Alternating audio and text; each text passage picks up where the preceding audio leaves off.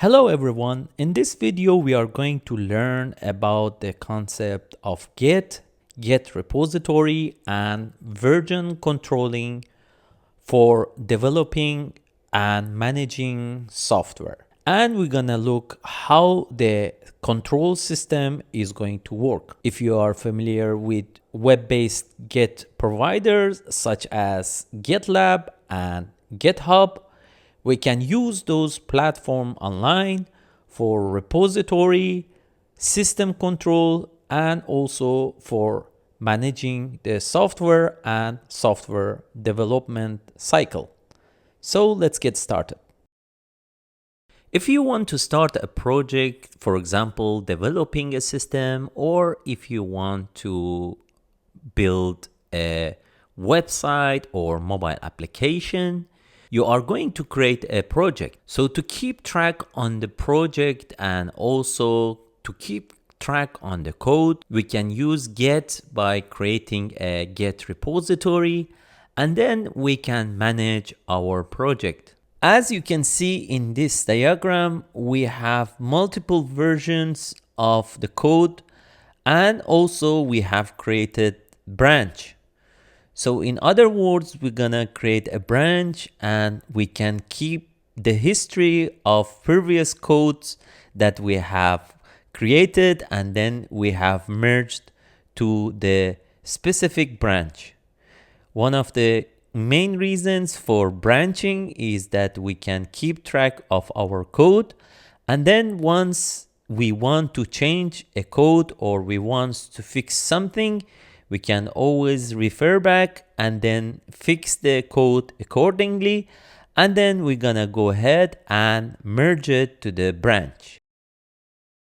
Now let's go and quickly have a look at what is Git branching and Git flow best practice. As shown in the following diagram, we can see multiple branches for our project. The master or the main branch, also sometimes referred to the production ready or deployable branch, is the final branch when we want to release the application or the software. Think of master or the main branch as our final branch where we're gonna go and put our application on the App Store or the website is going live. The feature branch, in other hand, is used if, for example, we are working on some new ideas or we want to add some new features to our application. We use the following branch to add the new features to our application. The develop branch acts as a staging area for the features before they go live. All feature branches are merged here first, so the developers can test it how everything works together.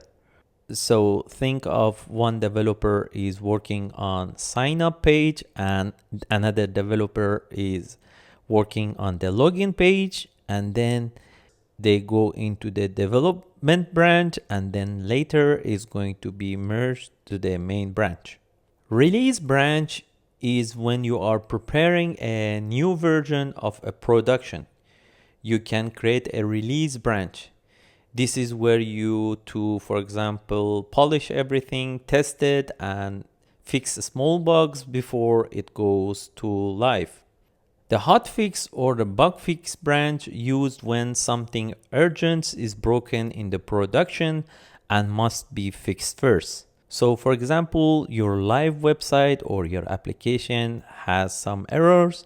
We're gonna go and fix the bug, and then later we're gonna merge it back into the main and push it back to the main or the development branch.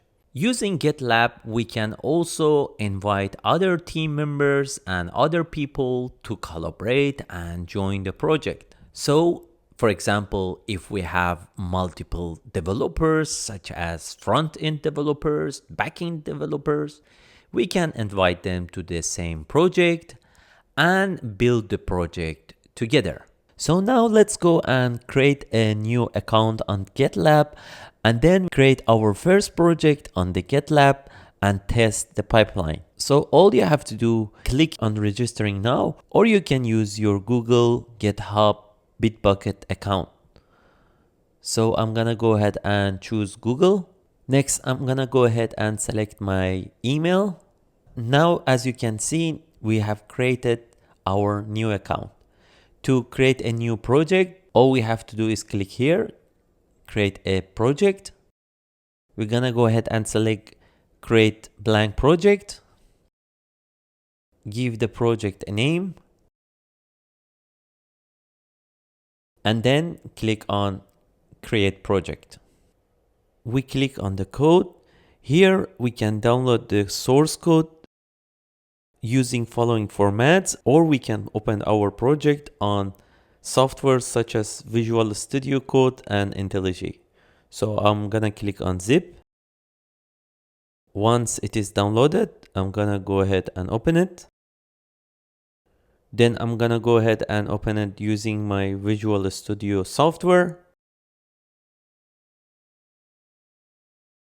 So now we're gonna write few codes and we try to test the pipeline. We're gonna go ahead and create a new file under the name of .gitlab-ci.yml. Next, we're gonna type or add the code, and this code is gonna test the pipeline. So next, I'm gonna go ahead and open the terminal. We use git add, and then we use space dot. It means we're going to add the entire code. We press enter, and then we're gonna go ahead and commit the code by typing the following command line: git commit. And if you want to add any comments or message, you can also add to the branch.